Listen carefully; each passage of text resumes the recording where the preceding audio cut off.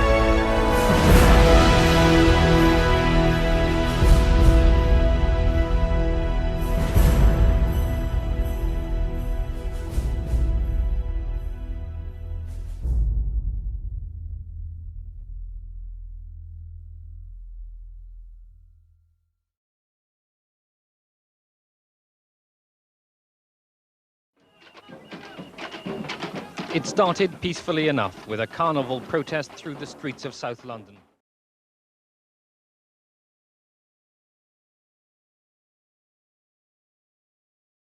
Later tonight, police are expected to hold a news conference to give their version of events.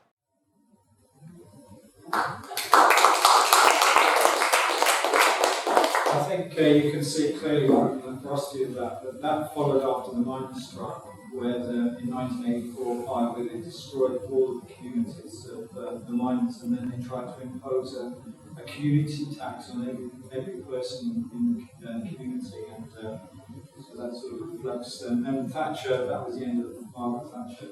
She literally went after that whole resistance against the poll tax. So there's some sort of parallels there.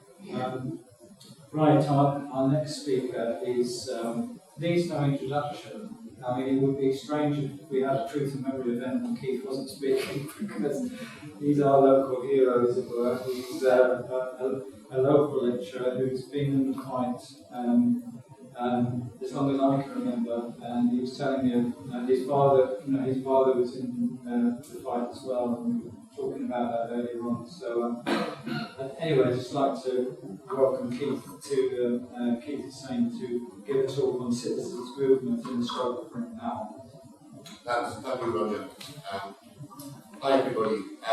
Thanks for coming around today in the middle of the general election campaign. Atrocious weather, so hopefully we'll learn quite a bit from this.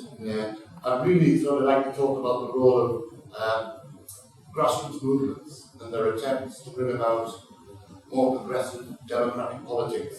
I'll start with a brief discussion of the development and the contribution of various groups throughout history, several of whom we've already picked up on. And then maybe later on in the question and answer session, I was thinking we could probably discuss attempts by contemporary grassroots groups, many of whom have members here today, and how they've tried to sort of gain the voice that they've been excluded from, which I think is becoming a very germane issue for this today. And also, how successful they've been in gaining these political concessions from the state, and maybe we can sort of consider their strengths and weaknesses. Okay, so how do these ideas about progressive grassroots politics translate into a British context if we consider various struggles of ordinary people for greater democratic empowerment throughout history? My first slide. So, basically that's in a nutshell. We're looking at the historical role of grassroots groups, popular struggles of ordinary people, and contemporary grassroots activism. First slide. Okay, I think the 1960s onward is a very important point because it signalled a shift in emphasis about how we look at history.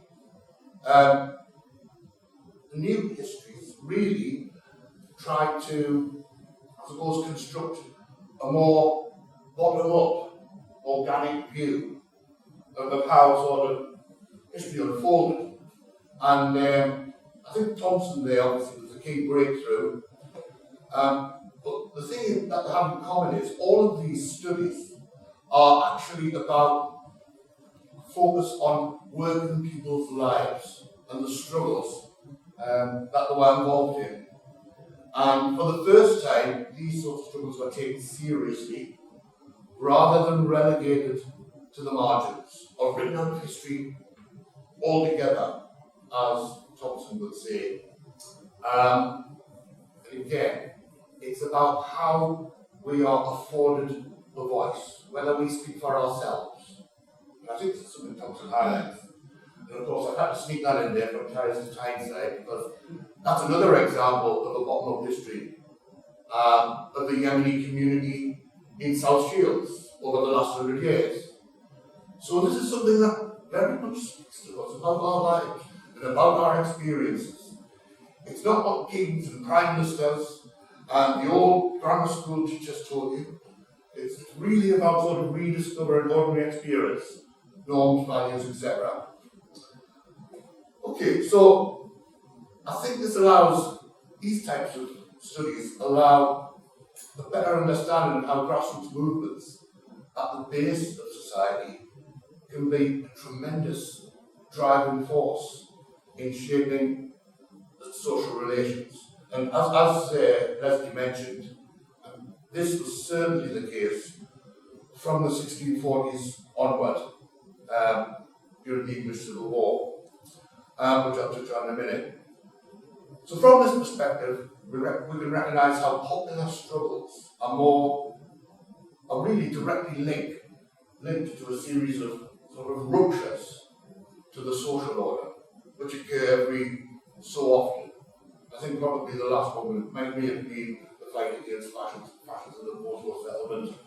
Polanyi's that come around every 40 years or so, something like that, in cycles. Anyway. So I think from this perspective, as I said, it's here I think the ruptures in the social order, these occur at significant turning points in British history, in fact all histories. The political and social ruptures caused by the Civil War led to the development of a set of quite radical ideas, centered around two movements in particular, the Levellers and the Diggers. The Levellers were really formed out of the sort of lower property owning classes, to be fair. And I think these were committed to popular sovereignty. They wanted an extension of suffrage of the vote, equality before the law, which you can see we didn't have then, and religious tolerance as well was another feature. And they had these fabulous debates at Putney, 1641, 1642, around that time. And it was great talks. It's very much like the sort of debates people have today. I mean, certainly 5 years ago, you couldn't find an event like this one, or what can go around in the Mendham or cast. So very similarities. The Diggers, these were mainly working class agricultural workers who come from a different background to the Levellers. And I suppose it's fair to say they were really agricultural workers who suffered poverty, deprivation, under the landowners, under the state, and became committed to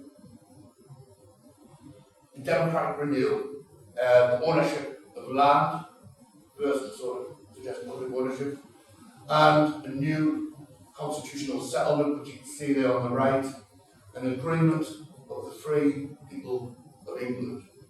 So it's almost like our own calls today for a written constitution, isn't it? Which is badly, desperately needed, more time than any. Okay, so both groups were eventually defeated by Cromwell. The Reformation reimposed constitutional monarchy, and eventually sort of Parliament emerged in its modern form, as Lesley mentioned. But this sort of settlement had very little in common with real political democracy. It didn't give people the voice that it's had. This is really the problem that we're getting to the nub with Leviathan, I think. But moving on, next slide. Yeah, so there's an agreement with the free people of England, which the Levellers produced. And it's important to remember at this time, one of the reasons why these ideas become so widespread is we have the beginning of the printing press. We have the first pamphlets, we have mass printing techniques. So, as literacy improves, these ideas spread like wildfire. Now, I wonder, think of a medium today, which is having a similar effect. Maybe we'll pick up on that. Yeah, right. But it's incredible similarities. So both groups were eventually crushed, as I said, by Cromwell, but the ideas sort of very much fed on into later movements. So it's not until the 19th century, following a period of rapid, chaotic industrialization, huge urban population growth. I think from the beginning of the Industrial Revolution, something like 1750, to when Victoria came on the throne, which is the time that Thompson was writing about, the population trebled in Britain. Appalling conditions. We see groups like the Tocqueville Martyrs, the Chartists, and later on the suffragettes, define the first popular struggles for economic justice and democratic empowerment. So I think this becomes a sort of forerunner of trade unionism in a way. That's on film actually. I remember seeing about the Toll Booth Miners from the mid-1980s. Really we're having a look at for comrades. And it goes into all these ideas and picks up on them. I had thought about sort of using it as a clip, but I don't really like using cinema to demonstrate things.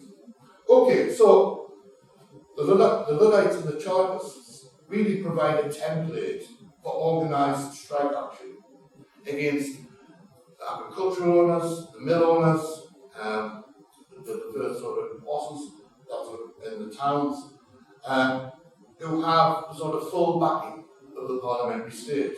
And we really saw how the Toll Miners were sort of transported over to Australia and so had no representation at all. This notion that the working class don't have a voice. And likewise, this is what Peterloo is all about. Again, crushed by the state.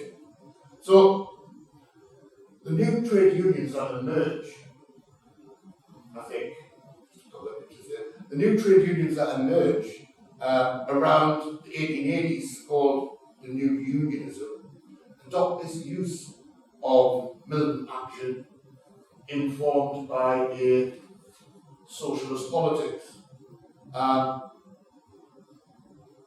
I think they eventually gained legal status in 1871 and full political affiliation, I believe, from 1906 to 1917. So this is an example of sort of grassroots movements working inside or based alongside political parties as opposed to being non-aligned. The suffragettes, they organised protests around militant direct action, civil disobedience. There was a 10-year campaign for women's suffrage, which went from about 1904 I think to about the beginning of the First World War. And this ultimately resulted in them winning the vote. I think it was 1928 when women were first allowed the vote. So a huge, huge democratic gain there. I think probably one of the most important settlements ever. I think the thing is, these movements want to play quite an important role in the struggle for sort of democratic renewal and the influence aspects of later popular struggles that were important concessions for ordinary people in the 20th century. If you think about the American civil rights, civil disobedience, if you think about the Ulster civil rights movement, which were very heavily on these tactics. Okay,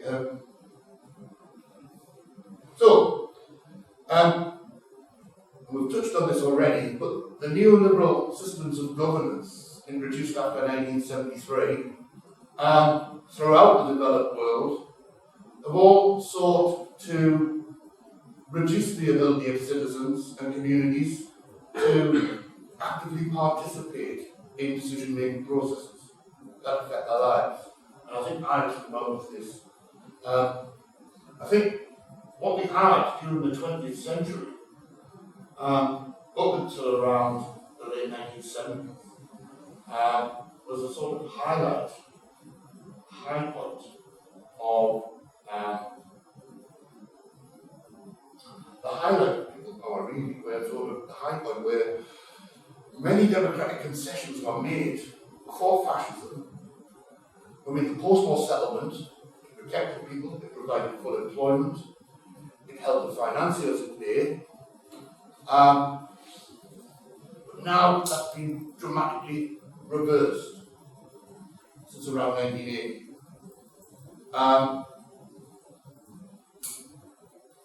So the last 4 decades have really been marked by huge growth in inequalities in income, in wealth, housing, educational, healthcare. Even now, I hear that life expectancy is starting to fall marginally in Britain for the first time.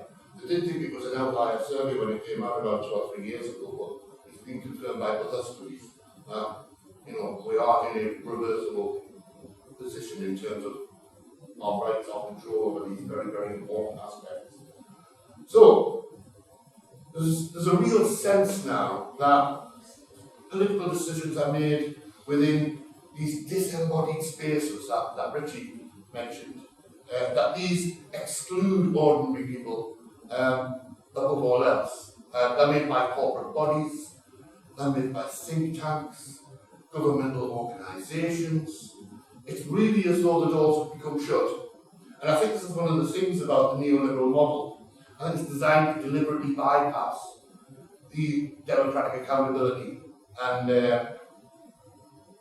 it's played, all I can say is this sort of closed off space has played an increasingly prominent role in sort of foreign policy. We can see that with the political campaign, certainly. In contrast, citizens like ourselves are really limited to these very localized interpersonal interactions.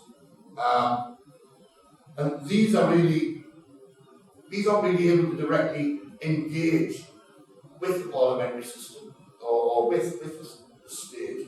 And I think this is reflected in the decline in the control that we have, that we once sort of exercised through things like trade unions, over things like employment, wages, housing, public transport, social care, and other services.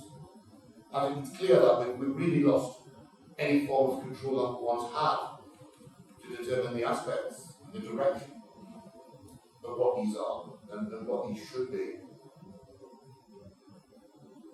Okay, so many groups from the current generation of grassroots movements that have emerged over the past decade can be seen as a counter-response to these huge deficits in parliamentary and local democracy brought about by neoliberalism. The question for us is, do they offer a potential way to facilitate the construction of a new democratic personality, getting back to Lesley's point? Non-aligned international groups, such as the Stop the War Coalition, which came out of the anti-globalisation movement, were probably the first groups to address this political crisis in the early 2000s. And I think there's a difference between these groups and the type of pressure groups and grassroots movements that came before them, which I'd like to say a little bit about now. More recently, pressure groups such as the Real Democracy Movement, Momentum, have set up network branches across the country with this sort of aim in mind to sort of address sort of democratic deficit. The aims of the Real Democracy Movement are to facilitate the emergence of citizens' assemblies across the country.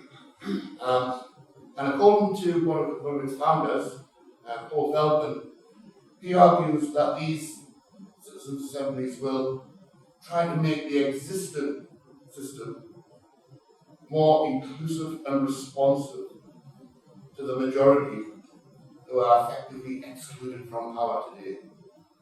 And secondly, the aim is to reform our democratic structures with new people-centred forms of governance. And that's the key point. That value and incorporate those achievements.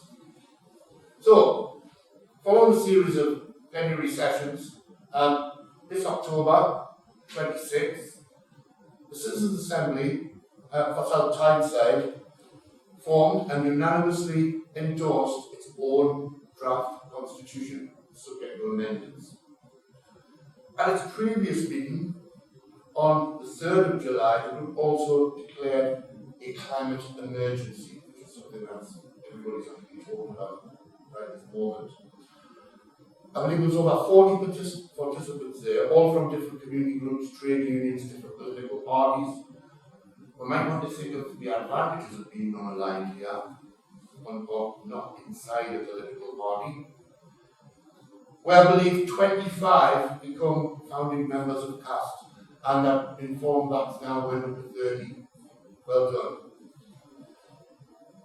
Those present also came forward to participate in working groups on the local economy, on environment, on healthcare, elderly care, and also a young people's group on communications and social media, which I think is very good start. CAST have also applied for charity funding, and over the last 12 months, Citizens Assemblies have also sprung up in Oxford, Croydon, Scotland, and Ireland. And I think this is the one in where was the one that he went to? Was it in Wigan as well? Yes, there's another one down in Wigan. Now, I'd like to put you now over to Drew, who's been heavily involved in CAST along with myself. And I think that it'd be nice to hear a reflection of the sort of tremendous work that you've achieved so far, Drew. Right. Most of you know us. My name is Drew Haynes from Citizens Assembly South Tyneside. I'll give you a quick overview of what CAST is, and then Tracey's going to give you any updates. So, first of all, just want to ask you, what is democracy? There's a lot of confusion, I think, about what the word democracy means, despite the fact that we hear the word almost every day. Democracy, by definition, means government by people. That means all the people should be able to have their say in one way or another in everything that affects their lives.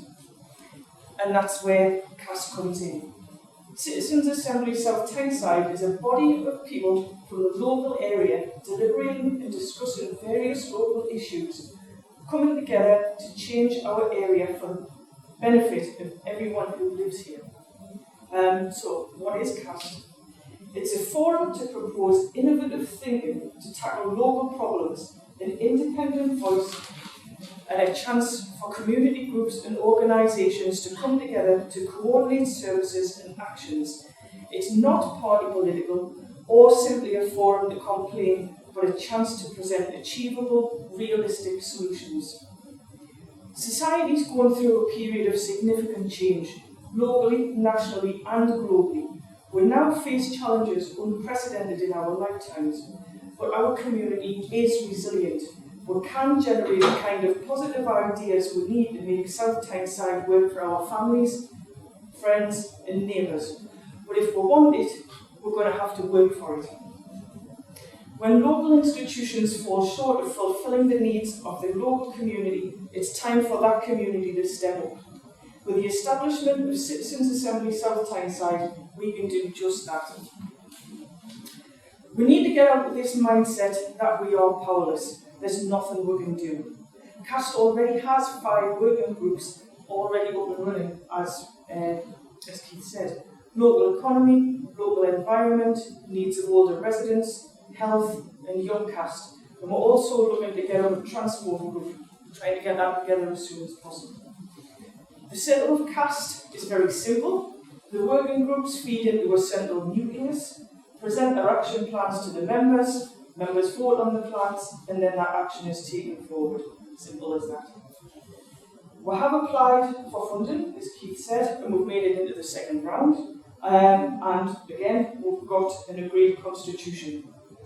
CAST is not a token shop, it's an enabler, a source of empowerment for the local community. So if that sounds good to you, please come and join us. Thank you.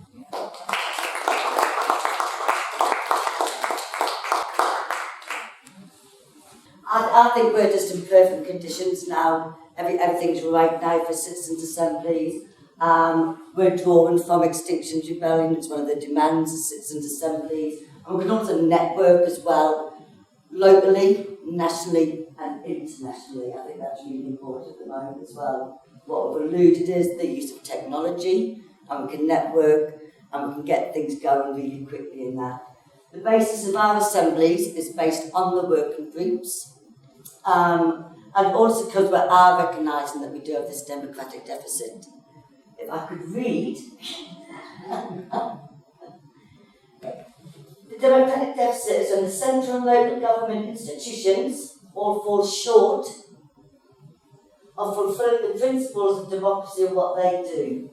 And when the political representatives and institutions are condemned in the eyes of the public and vote turnout is low, this general election is going to be perfect to see how everybody's going to respond to what's happening in society now.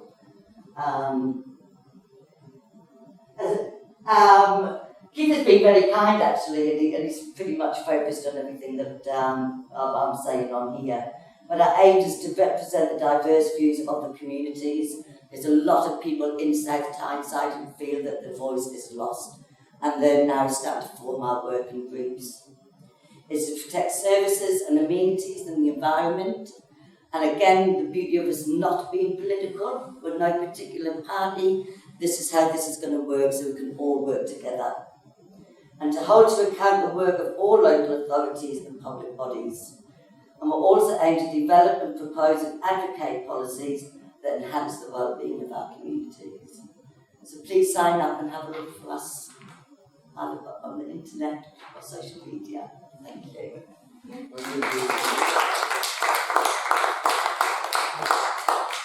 So that was excellent. I mean, I think you've done tremendous work there, particularly used to, in what you've done and how far you've come so far. So, can I just say, it's been a joint effort. We have put a planning group together, which has worked exceptionally with the help of the democracy movement and everybody sort of like in the local area, Java, Heaven and South Tyneside as well. So it's the actual core of the planning group where we've been able to extend out to the different areas as well. Excellent. Okay, I'd just like to actually pick up on a point that Tracey mentioned there. And this is something that cast also involved in, but particularly the men that become very adept at using social media. This is the equivalent of the pamphlets of the 17th century.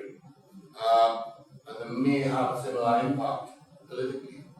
And I think it's important to say that use of the internet, use of social media by these new grassroots groups, it sort of provides a digital infrastructure where events can be planned, conferences can be staged, different work parties can be organised, people can be directed to different areas, and it sort of gives everybody sort of direct participation in the decision-making process. Momentum have been very, very effective at using social media, and apps like My Nearest Marginal were hugely successful in the last election. And I know, looking at being at the headquarters recently in Newcastle, and considering the sort of different groups that have formed, they are very, very well organised, and more organised than the last election. So I think it's important here because we've got hold of a medium that allows activists to sort of take control of what's happening, and it's very, very accessible to everybody who's actually got, you only need an email address, internet, or some kind of mobile device to sort of take part in this. And I'd like to sort of finish this talk, if I may, by having a look at a clip by Paul Mason. I don't know if you know Paul Mason, he's an ex-BBC journalist who's become a left political activist in the last few years. And I think he's written some quite interesting books that are worth a look at. And his new book, The New Left and Capitalism, looks at these new grassroots groups and what potential that they have to bring about the democratic renewal that we're all working hard for. So if David could please show the clip. I think what's been going on since 2011 is you first of all got this outbreak of networked protest where people used technology to go around the old hierarchies.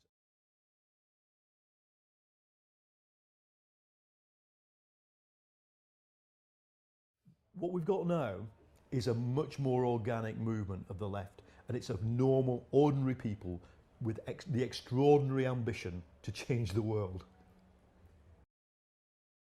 Anybody has any questions? Yes, sorry.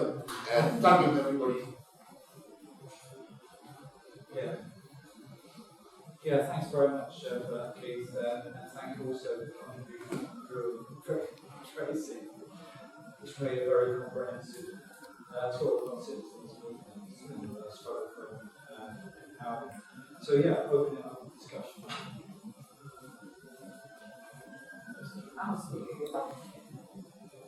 I can see this happening all over the country, but I'm afraid in South Shields particularly, the apathy is, for me, unbelievable at this time. You know, we're having a terrible trouble getting the young people to become involved, and I mean, we're all trying, Momentum, Citizens Advice, It's good as. So I would like to know how do we do this? How do we get the younger people and even just people like myself, more people like myself, to become involved, but we seem that over the last 20, 30 years we've had the stuffing knocked out of us, you know, and a lot of times it's I'm all right, Jack, bugger you, if you like. How do we change this? I know it's some of us have changed it. How do we get the rest to come along with it? I think we have to take control of the Labour Party properly and democratise it in its present form. It's completely resistant to any form of change. Obviously, you remember campaigning in the last general election. I think the first day out, I had about 25 people coming out campaigning, all young.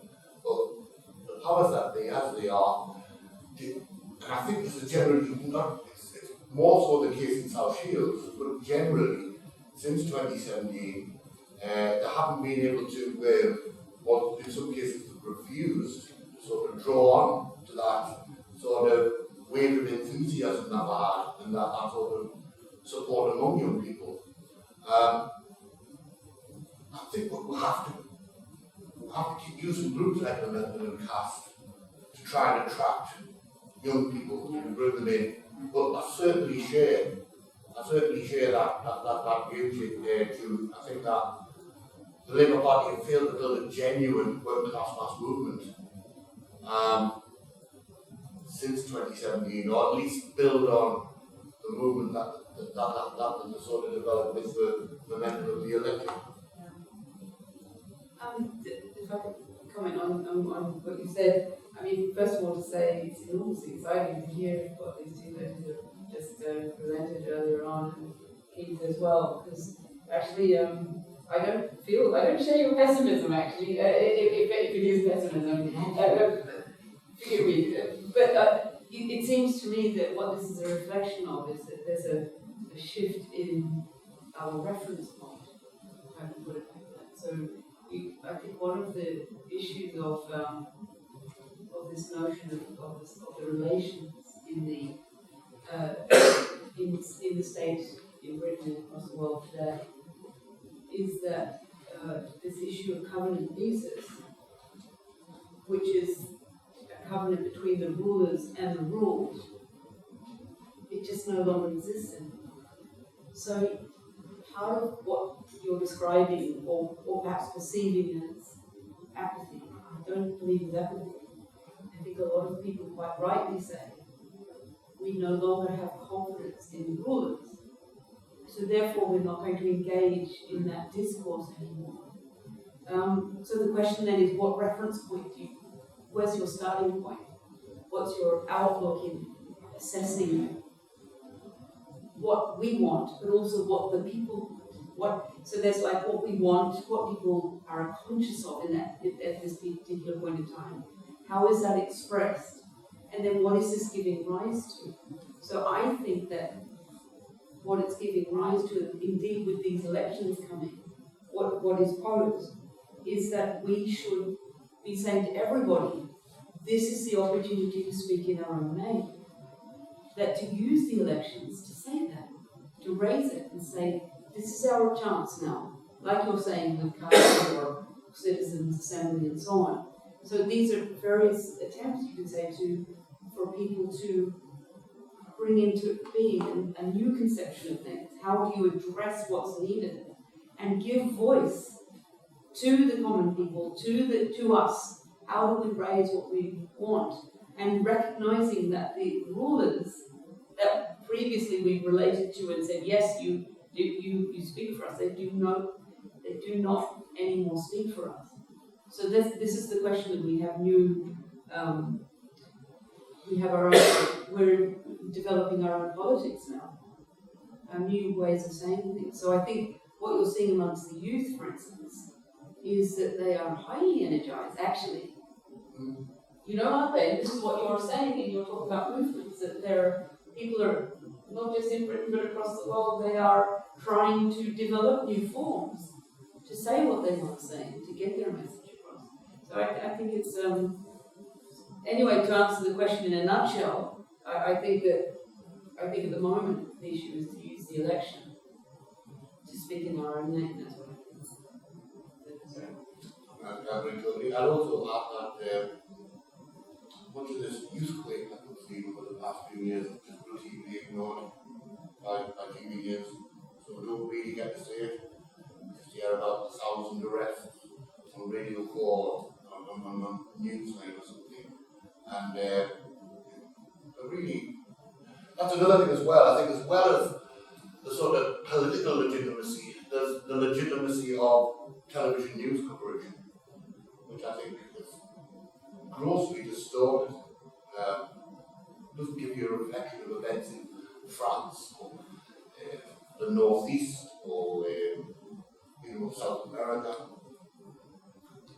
So there's that to contend with, but I suppose everyone can be a journalist nowadays. The cell phone. Sorry, there was one of the things to say, and I think actually the issue is, what is the issue? Like, you've alluded to it in these various movements, and you're alluding to it, you both alluded to it. Like, the issue is, like, if you're trying to sort out problems, what's going to sort out the problems? Do you understand what I mean? So, like, if we're saying the issue is healthcare, right? So then the government comes and it says, right, we're going to allocate you X number of beds, X number of hospitals, but there's a limited money, there's this and this. So the whole discussion is this other discussion. So then the question is, like, what's the problem though? How the issue is defined. Who poses the question in the first place? Who has that right to pose the question? So then the question gets posed as something about nurses acting in a difficult, being difficult, or workers, not sticking to what the finances that we allocate, or whatever. Anyway, it's posed as something other. So then the issue is, like, we all need to be the problem solvers and grapple with the problem. And actually, the people that do the work are the ones who should be advising us on how to solve the problem. So this issue that work hours just endlessly increase, and that the stress endlessly increases, and that you don't have enough people coming to fill the needs, it's crazy. How does that happen? So this is what needs to be kind of placed as, like, there are problems needing solution, and these need to be taken up. So then the question is, who is doing that? That you don't just leave it to. Anyway, it's not being taken up, basically. So that's, I think, also another issue of this election. Is what are the real problems which need solving, and how will these be taken up? How do we set the agenda as well? Yes, exactly. Yeah. I think the traditional form of politics that we've got now is not working anymore. People can see that you're not restricted by just voting for one party. One party you might agree with the majority of the stuff, but you might agree with one or two points over here. So I think to be constrained by one party is that opinion is now changing. So I think best way I can describe it is sort of pick and mix. So you can I don't know what you call it, drill down on one particular issue and then, oh yeah, I like a bit of that, so I'll have a bit of that in there. But then on this issue over here, you might like something that's really far left. On this issue, you might like something that's not quite as left, but not quite right. So I think everything's just turned into a bit of a, I don't know, mishmash, a mess. It's a mess because.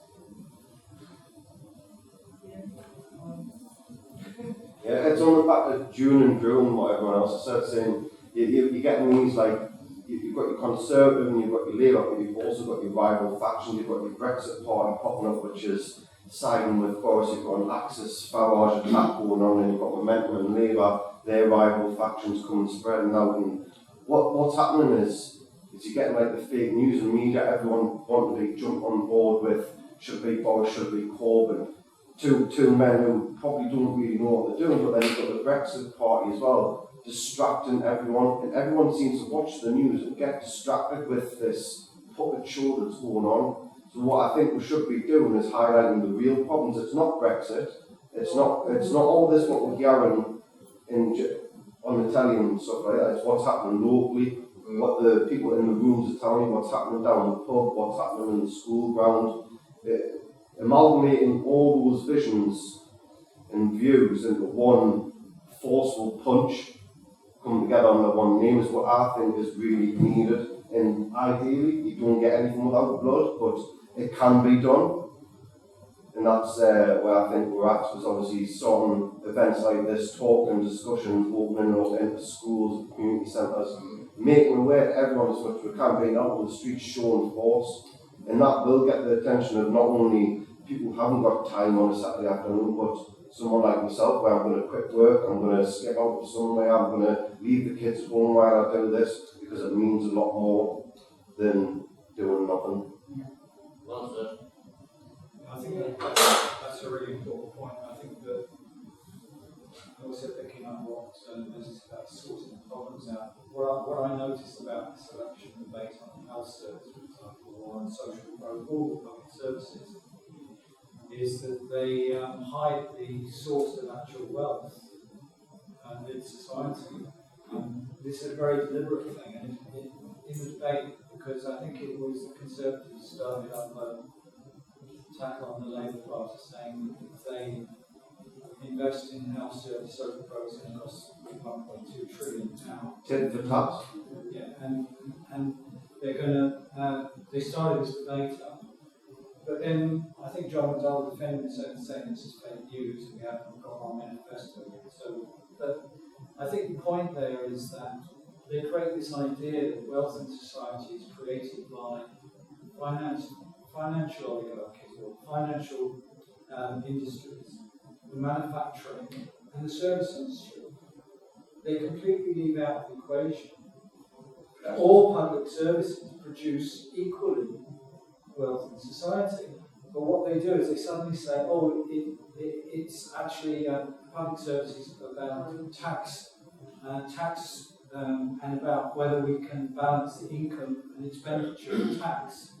So it suddenly twists that talk about public services, it's income and outcome tax. So then you get into this debate about, well, is what the country can afford. Instead of looking at it that all these services create wealth, massive wealth, because you can't actually, mill wheels can't turn, nothing in society can move unless you have healthy, educated workers. And so it's a claim, the government has a claim on the total wealth of the economy to make sure that that's got nothing to do with taxation, actually. Taxation is a separate issue that you can talk about. It's the fact, and they never, when they talk about war or war industries, they never say, "Oh, that's a tax issue, whether we can afford it or not." So that's how the debates get reduced, and like the parameters are set, which don't benefit the people because what is absolutely vital to them is not in the front. So one thing we can do is with our own voices, so like campaign will try and make its voice heard, because otherwise we're going to lose your services. You say that, look, actually, what we're doing in South Tyneside, having a hospital, is contributing to the economy. If it goes, then so does the economy get worse. Can I just go in here? Because I think that's a very good point. You talk about how economics has been used in an argument against expansion of public services. Two points from that, really. You're right, taxation isn't used to collect money. It's basically used to damp down inflation or regulate the economy. It's got nothing to do with, there isn't a finite amount of money. So really, if there's something that can add value to the society, like a new road or a new bridge, there's no reason why the state shouldn't control the money to build it. Yeah. The other point I'd like to get on is, I think that when we're talking about economics as well, and Roger touched on this, we need to really emphasise to people the social value of public services and public investment. The New Economics Foundation, which are aligned to the Labour Party, very, very left-wing, heterodox organisation, and they often mix policies, so it isn't like sort of very straightforward. They did a study, and this is the kind of study we should emphasise to people. They did a study about how much in value, economic and social value, different jobs create, right? And for every pound invested in by financiers, yeah, it thought would lose £7, if that makes sense to you. So the knock-on effects of the things that they do actually have a detrimental effect that shrinks the economy. So it could be outsourcing a factory to the far east. Yeah? You've immediately created a pool of unemployment, but you've also taken it to sort of a third world country where you're exploiting people. So you really have to emphasise what the social value of the public services and investment is. And what the New Economics Foundation found with that study, which job, which occupation produces the most social value for every pound invested? Can anybody tell me? Which occupation is the most socially valuable? Politician. No. Close. Prime Minister. Not a chance. Not a chance. Teachers were in there. The most important role in society was found to be a hospital cleaner, then a social worker, then a teacher. And these are three very, very important public services. We're touching on three very, very important public services. But think about it. What happened as soon as cleaning was moved from being in-house in the hospitals? MMRA developed as a disease, yeah, as a virus. So we have all these knock-on effects of making these decisions that are supposedly for financial gain. So I just thought that was a very, very interesting reflection. It's a possible way to keep saying what the social value is when we're given these, no, we can't afford it. Yeah. By the way, the private healthcare monopolies, I understand, it's profit for health workers and education workers and value, because that's why they want to privatise. Because they want to exploit that sector.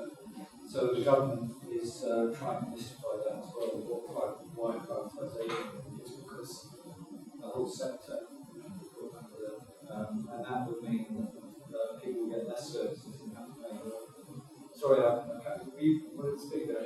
I just wanted to, while we're talking about taxation, and just to bring propaganda into this, because it's a fundamental, the easiest one to explain the propaganda, is when the government doesn't want the people to have something, it's called investing taxpayers' money. When the government wants something, they say government funded. Does it sound so much better? The government has funded this. Investment. The taxpayer is footing the bill. And it's just the way the propaganda is put across. That's a very good point, because taxpayer, what does it mean? Yeah. What does it mean? How is because they present some taxpayers being disadvantaged. That's, I mean, what you say about the issue of ensemble of human relations, if you're a taxpayer and you want a health service, then they're not speaking for you. So that's a majority of people. So if they actually say, oh, the taxpayers that want a health service don't agree with us investing in healthcare, then they'll be exposed. it's against the common good. Meaningless phrase. Yeah, good. It's against the common good. Yeah. Sorry. It goes back to the diggers. May I throw one comment in? It's a bit sort of off piece from our discussion. No. I've You know, been doing that all day, yeah, I know. And that's this issue of culture. So as a violinist and a musician, how do you value that? That's not. Yeah. Didn't Churchill say that was what fight for when what goes on the lockdown in the war? Yeah, I think he did. But it's an interesting point. In our world today, the whole focus is around capital. Unsurprisingly. But you have to kind of think that through. If the issue is cost effectiveness, value for money, value added, what is culture? What role does it play? I just throw that into the mix there because this is something like we have culture and publicly funded culture in the form of all sorts of things, like you just mentioned, art. We have museums, we have art houses, we have orchestras. Which are struggling, by the way. Which they are. Actually, worldwide, symphony orchestras are shutting, they're closing down all over the world now. And then they're really struggling. As a musician, I can say that it's almost like I'm going to play you a piece in a moment. Together with other, like with the composer who wrote the piece and with other people who've been in discussion, how to give rise to something new and to make it something which I want to present to you and which you hopefully will enjoy and get something from. But anyway, just to sort of shift the discussion a little bit in that sense, or perhaps raise another aspect. So when we talk about, to me, this is how I also view healthcare, education, even politics, the way we do stuff. It's a question of what you love.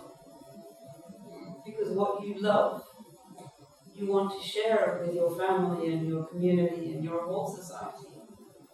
So then the issue is, what is it that we want to bring into being? Because that's what is needed. Like it's on the table. Something new is needed that is going to serve a modern society and an enriched society that isn't simply functioning. You could almost say our society is really not functioning at the moment.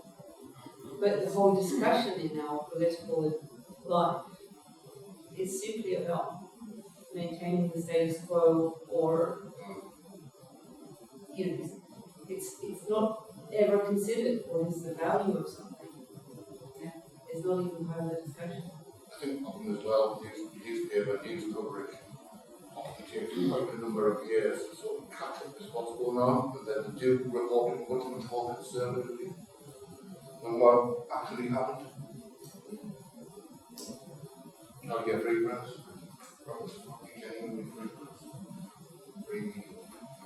I think it's finally been recognised that culture has to be part of this new way. You know, it's a well-being. You know, it helps with the well-being of people. You know, the consciousness of everybody. You can't just be thinking of school. You've got to achieve this, you've got to achieve that, you've got to work 60 hours a week. We've got to have some other way of giving us a better life, and I think culture is part of that. And that's the thing we don't recognise, isn't it? Something that isn't really recognised. And of course, it goes back to what Thompson was saying earlier, that it's really about an attempt to say who speaks for us.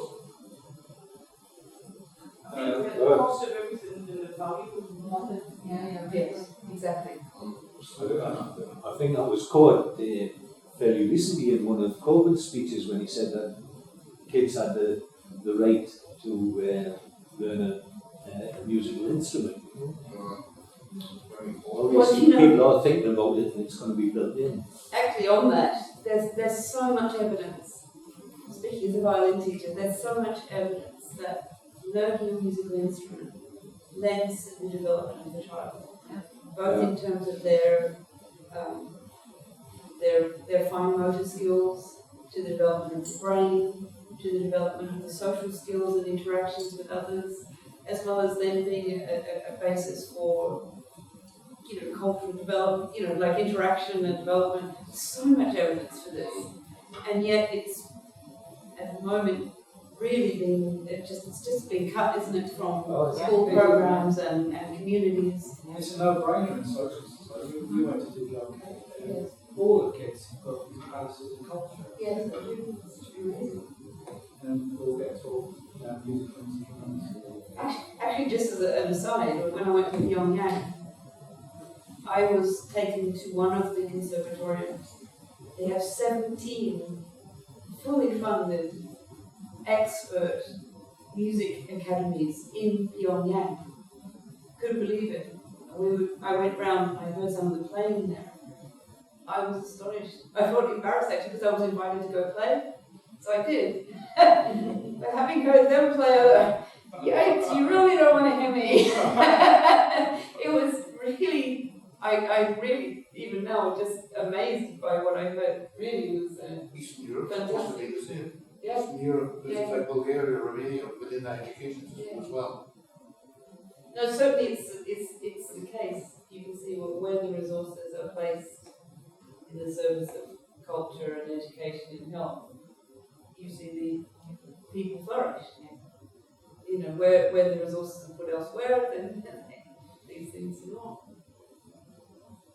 Can I just say on the back of that, obviously like arts in this area, I've noticed, like I'm 29 now, and I was pushed into an apprenticeship. So when I was 16, I went away and worked away and served my time. And like from that, I've been told stories, you be down the shipyard, you want to be in the mines. In this area, that's our bread and butter. That's what I've grown up. You go to work when you're 16, you come back and you retire and you die 50. That's the fact of it. And when I was growing up, I wanted to be a musician. Did you? I wanted to be in a band. I can play 5 or 6 different instruments. So I formed a band and I got out of school or something, and there's no career. They pushed it back. No, you must work. Yeah. You must work. You must have your GCSEs to get a trade, and that's what's drummed into you. And as I left school, that started to change. We were the guinea pigs for going to college 1 day a week, learn engineering, do health and social care, but health and social care in this area doesn't really exist anymore. But they pumped 20,000 kids into that career, and it's fell back. But what they've had an increase in is arts. There's photographers, musicians, designers, fashion, but they can't get a stronghold in this area because of that memory suppression. Yeah, the memory suppression, there's no investment emotionally or socially. Like, if I wanted to get a gig in South Shields, I've got to go to Newcastle or Sunderland because it won't tolerate it. We don't want to listen to your rubbish. We want Bessians in buckets. We don't want your culture because we haven't got culture ourselves. We've not learned it yet. But it stands firm and strong that we should be accepting all these varieties of different people and engaging with them openly, not being suppressed. I mean, it goes even further than that, doesn't it? You're exactly right. Yeah. You're exactly right. See, culture in that sense, you've got the practical culture like music, like art, like the museums, like literature, and so on.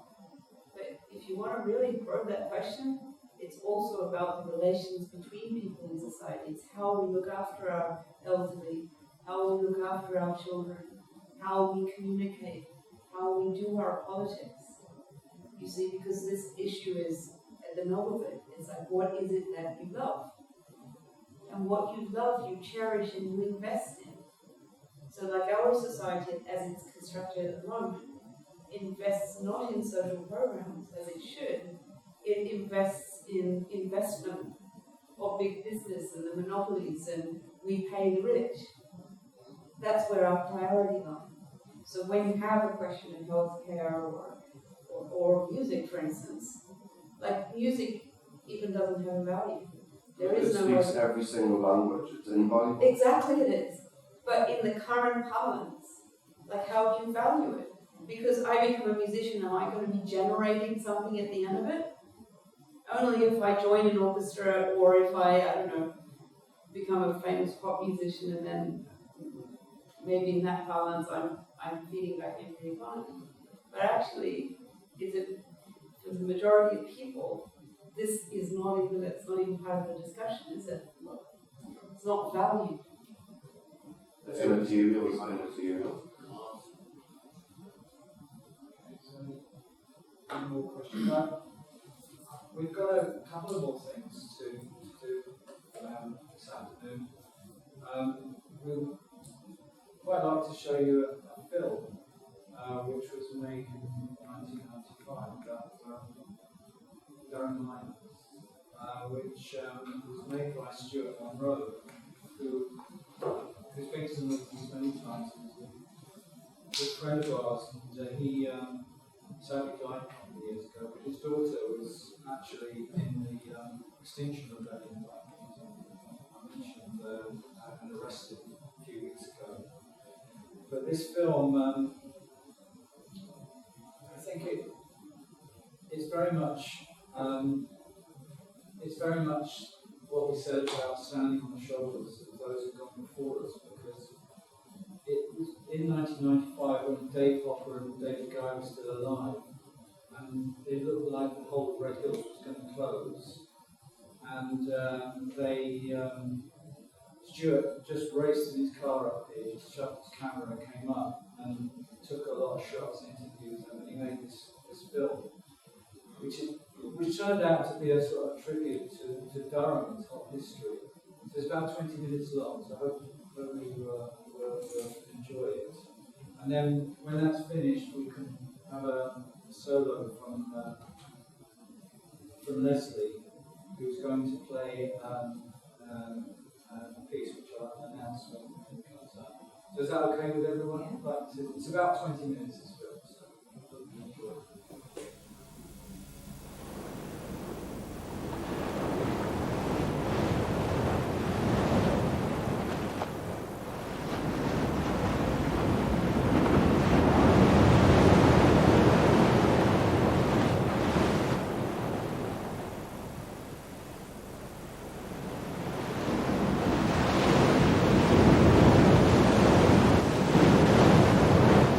Almost 1,000 years ago, the body of St Cuthbert was carried by the monks from Lindisfarne to Durham, seeking shelter from the elements and refuge from the Danish invaders.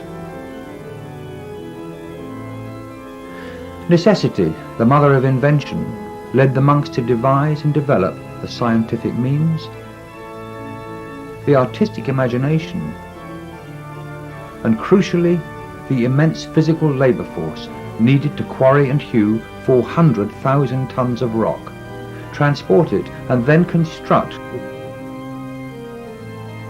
this vast cathedral.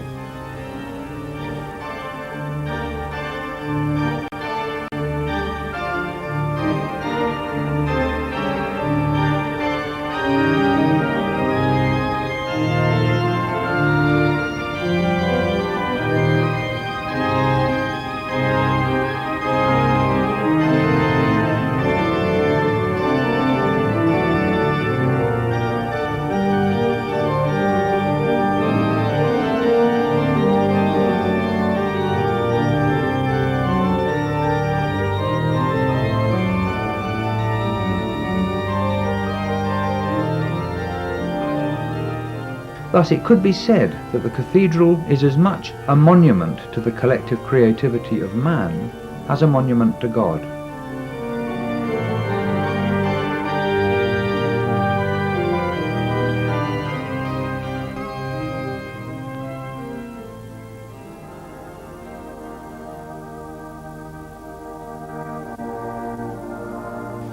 But the rock that has tested the men of Durham's collective creative genius to the limit is coal. In 1913, the peak year, 165,000 Durham miners produced 41.5 million tonnes of coal. The first Durham coal was being mined over 2,000 years ago, in Roman times, and during the 16th century the first deep mines were sunk to provide coal for growing industries such as gunpowder making, and the manufacture of commodities such as glass, paper, sugar and soap. But it was the Industrial Revolution of the 18th and 19th centuries that brought coal mining to its zenith, and made it the pivot around which the new heavy industries grew and thrived.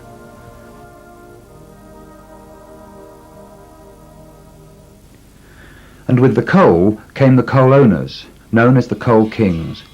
And with the coal kings came naked, shameless, direct, brutal exploitation. Down we go, we're very, very low, to the hell of the deep sunk mines. We gather the proudest gems that glow when the brow of a despot shines. Whenever he knocks upon our backs, fresh loads still deign to lay. We're far too low to vote the tax, but not too low to pay.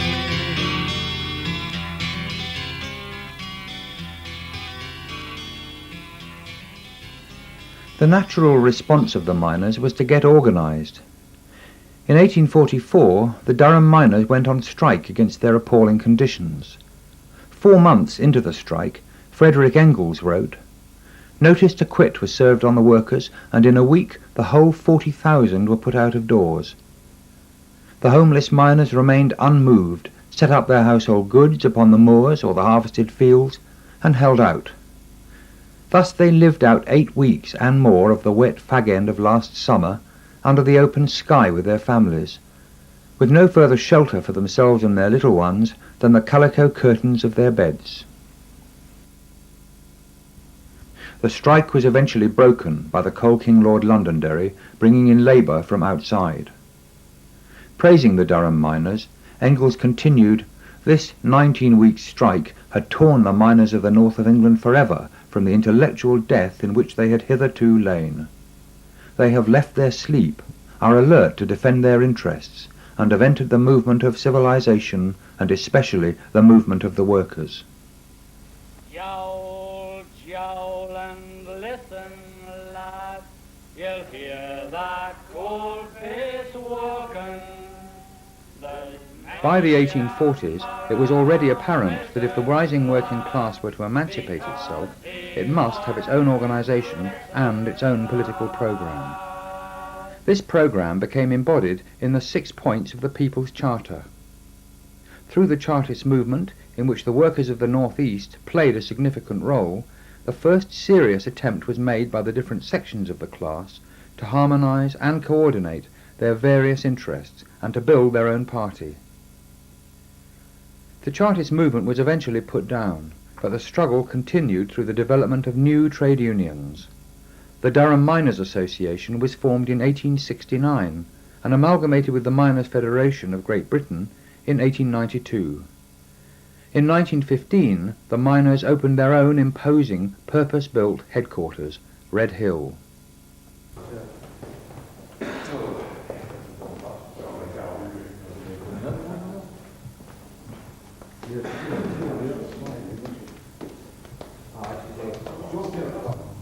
The place is steeped in history, and it's played an integral part in the role of the miners and their communities since it was built.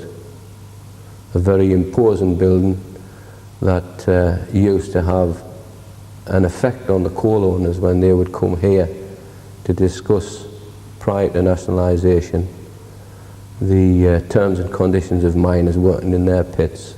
It was a building that was just as impressive as anything what they had, and it was a demonstration, if you like, of the attitude that the miners had at that time, that they were forward looking and wanted to progress in terms of how they represented the miner at work. Jowl, jowl and listen, lad, you'll hear that cold face walking. There's many a marrow missing, lad, because he wouldn't listen, lad. Me father always used to say, it walks more than human. You've got to coax the coal along and not be driving and chewing. So jowl, jowl and listen, lad, you'll hear that cold face walking. There's many a marrow missing, lad, because he wouldn't listen, lad. It was a 5-shift system where you worked, you started 11 o'clock at night, the next shift was 4:45 in the morning, the next shift 8:30, you had a shift at 1 o'clock and a shift at 6 o'clock. It was very hard work, very heavy work, heavy manual labour.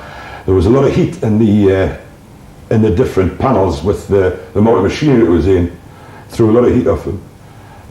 The high curl gradually ran out and we're working seams 40 to 42 inches going down to about 35 inches, where it was a lot harder. Men were crawling up and down the face maybe 6-7 times a shift, crawling 200 yards after the machine. Other men drawing chucks in and other men keeping up with the ends of the face. With the Industrial Revolution, production became social, and people became the responsibility not just of the family, but of the whole society. In recognition of this, the basis of trade union organisation is that the interests and well-being of the individual rests on the interests and well-being of the collective. Many historic debates and discussions have taken place, obviously, inside these walls, particularly the 1921 lockout, the 1926 general strike, and recently the 1972 and 74 stoppages, and of course the 1984-5 miners dispute, which lasted for some 12 months. And of course some of those debates would have been in the true tradition of discussions and debates inside the miners' union, and I'm certain at times there have been a lot of heated discussion and arguments which have been extolled upon, but at the end of the day there was one thing which always came out of the decisions taken inside of these chambers, that there would be a united front fighting across the coalfield for whatever the ultimate decision would have been. Sitting here today brings back some very happy memories of meetings that I attended in this hall over a period of quite a few years. I think it would be 1977 when I first attended here as the delegate of the Westall Mechanics. In those days we didn't have an NUM Northeast area as we know it today. It was split up into 3 areas, a Durham area, a Northumberland area and a Group 1 area. In Group 1 there was the Durham Mechanics and Northumberland Mechanics and Durham Enginemen. In those days there would be 30-something delegates from 30-odd mechanics branches, and sadly today there is 4 mechanics branches left. As time moved on, I left this seat, which used to be my regularly used seat as the Westall representative, and I was fortunate and quite privileged to be elected to the Executive Committee of the Durham Quarry Mechanics Association. The format in those days was that the President and General Secretary and the 6 executive members would occupy the platform, and in that period of office I would always sit on the end seat, and I think I was first elected to office of executive member in 1977. Sorry, that was delegate. It would be 1979, 2 years after that. Following that, again, I was privileged to be appointed by the members to act as president of the association. The president would sit here and again conduct the business of the association and its members. There would be times when meetings would be scheduled for a day, and because of the in-depth discussion and the importance of the business, we would find as the afternoon wore on that we'd have no alternative but to adjourn and come back the following day to continue the discussions. So things were not dealt with in a light-hearted manner, but indeed in the serious way in which the business had to be conducted, because obviously we were discussing matters that affected the welfare, the wages and working conditions of people who we were representing. And obviously quick decisions invariably tend to be bad decisions. The provision for the welfare and security of its members has always been a fundamental plank of the union's work.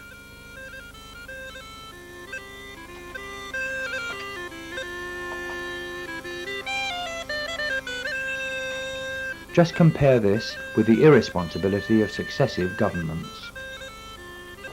This concern of the union is strongly represented in the miners' culture, especially the banners. The picture on the banner of Tyneside Priory was a convalescent home that was owned by the Federation Board, an organisation representing all of the mining unions in the county of Durham. There would be the Durham Miners, Durham Mechanics, Durham Enginemen, Knackards, COSA and the Corkmen. And you will find the Tyneside Priory displayed on quite a few banners. It was something we were very, very proud of, our convalescent facilities. The banners and other forms are also deeply imbued with the aspirations of the miners for enlightenment and the creation of a civilised and humane society in which the welfare of each is a condition for the welfare of all.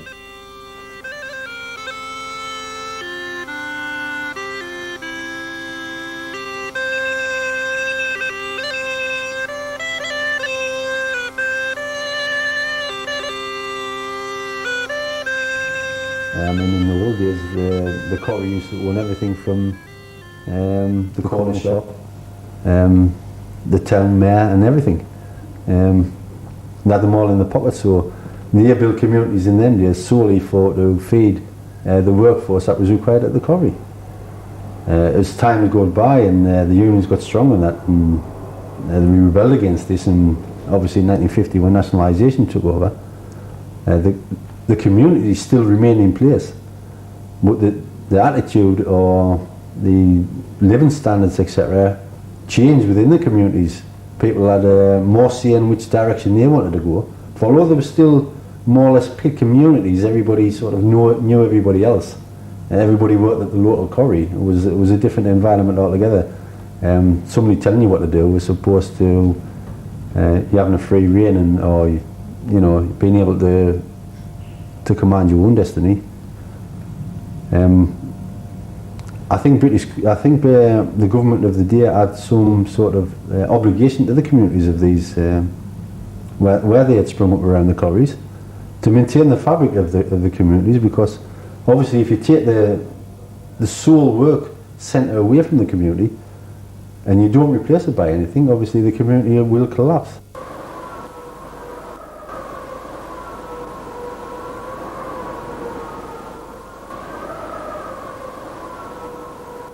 There was almost a siege mentality.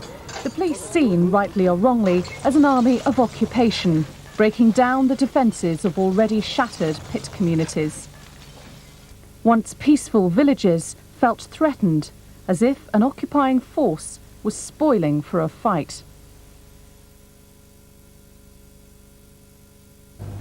It started off dead peaceful. We marched from Sheffield to Orgreave along the motorway, and there was about 6,000 of us from Durham, Northumberland, and a load of Welsh lads, just walking up the motorway, singing. Everybody was just a big day out. This is 6 o'clock in the morning, and the same lads coming back were battered, was covered in blood. There was loads missing, either locked up or in hospital and all that. And it took me about a week to get over it, shaking like a leaf. I can remember physically shaking after getting chased through the fields with the coppers and the horses and all that. And I would have gotten, well, I wouldn't say murdered, but I would have gotten badly hurt if it wasn't for a load of Welsh miners charging down the field with sticks and getting stuck into the police. And people say you're supposed to respect the police, but how can you respect them when they had no respect for me? There was old men who couldn't run, they were just getting battered, they were getting kicked and they were getting thrown on the ground, and it was just like, look after yourself. But funny enough, the villagers, they all turned out in force, and it was just like a big, I've never seen the help we got. People bring sandwiches out, tea. See, one man demolished his own wall to give her the bricks to hide the police, because he had never seen that kind of violence before. I was just shocked. One of the funny incidents in the Pickling, we got sent to Ravenscraig, and the Scottish miners wouldn't have much luck travelling on the motorways, and there was about 5,000 that getting turned back on the M8 up in Scotland. So we decided to go up, and there's 12 who went in a van through the night to draw the police onto the M6 and then the A74 going to Glasgow. And that night, well, 12 got locked up, and you were all prepared to get locked up, surrounded by the police on the Scottish-England border. Where are you going? He says, we're tourists. He says, what's the nature of your visit to Scotland? I says, we're going to see the Loch Ness Monster. It was a full treatment. He says, he told us then that I wasn't allowed in Scotland. We asked him what bylaw was that. He says, there's none. He says, you'll go off the next slip road, turn around and go back to England. So we made a joint decision to drive on. We drove on into Scotland. They couldn't stop us legally, or whatever it means. And it took about 200 policemen to get 12 to Blantyre, East Blantyre Village Miners Welfare. But in the meantime, we're drawing all these police off. We're getting 300 pickets thrown the back way, Dumfries, Annan, near getting here. And when we got to Blantyre, just outside East Kilbride, the police were pulling their hair out. They were crying. It was officers running out, I'm going to sack, who's responsible for this, how did you miss this? And it was just little things like that. And we made it out there for like a week, and that was another good week we had. That was a week, it was a big massive march in Glasgow, and we went there. And one of the things what really, I sat back, I was nearly crying with pride, is all the firemen went on strike that day, and all the firemen marched through. And there was miners from Wales, Scotland, all over, and we were received just like gods. And I thought to myself, well, the amount of people who were turning out that day, we couldn't have been in the wrong, being on strike. We couldn't have been in the wrong, and there was nurses, firemen, just all professional people. You tend to think it's your own kind from your own community, you know, like back here. But it was people from the bus strike, the buses were getting, there wasn't a bus to be getting for about 5 hours. People just were parking the buses, getting off and joining the march. And that's what made me realise we were right, we weren't doing wrong. And it was a funny old week in Scotland.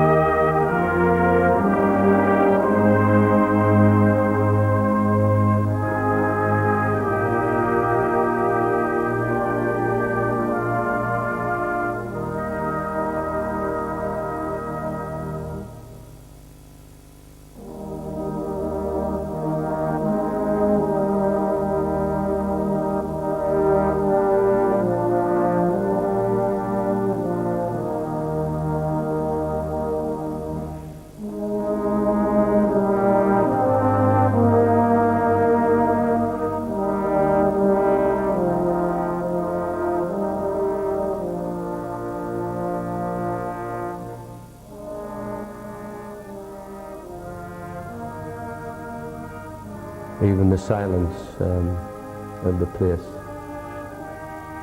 gives you that feeling of history. and struggle.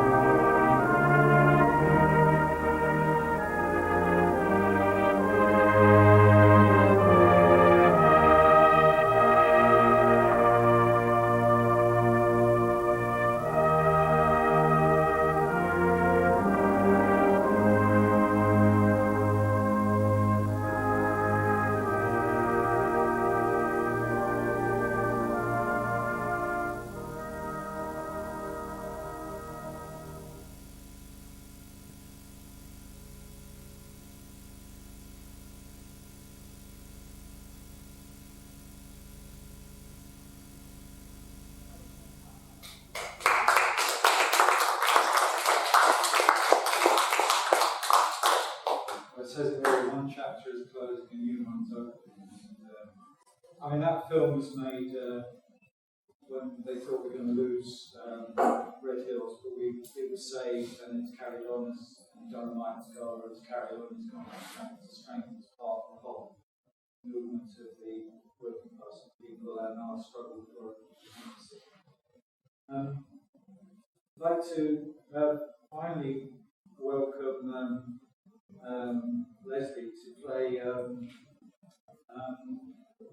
piece of music which is part of this new culture I was speaking about at the beginning. And I think it's quite fitting to have this because it's a piece called Climbing to the Heights Hitherto Unknown. So it's inspiring songs in all our work to go on to achieve these heights that we've not yet achieved. This is the final piece of the do you want to explain that? This is written by Hugh Shrapnel. It's just to say a few words, I won't go on, it's been a long meeting and I think everyone's been very patient. I've been working, there have been a number of us working together to try and create a new culture and new music that captures the essence of the strivings of the people for a new society, for a better world, and one that places the human being at the centre of all consideration.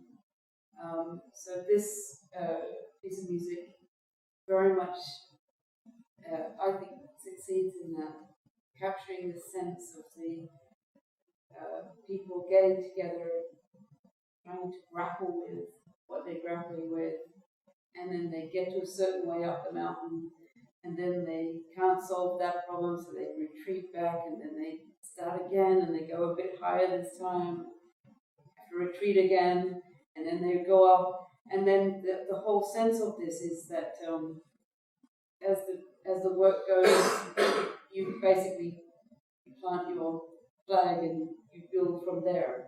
And then by the end, then there's a success in your work and you move forward. So it's a real sense of, as the title says, climbing to heights hitherto unknown.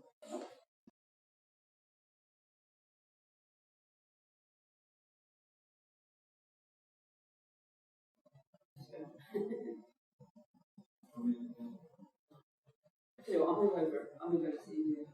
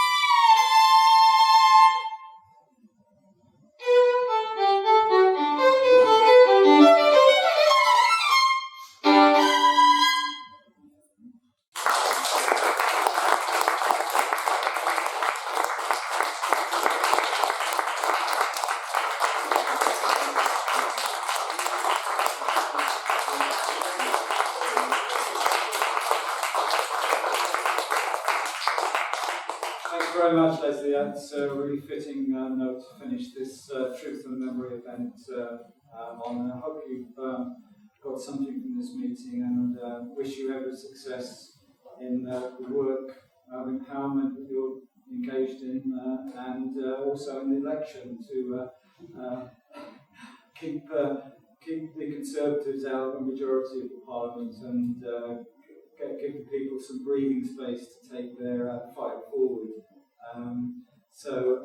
Also, I'd like to say a big thank you to Brinkburn for hosting this event, and I'd be appreciated if you could make a financial contribution at the end so that we can also compensate them for having this event here.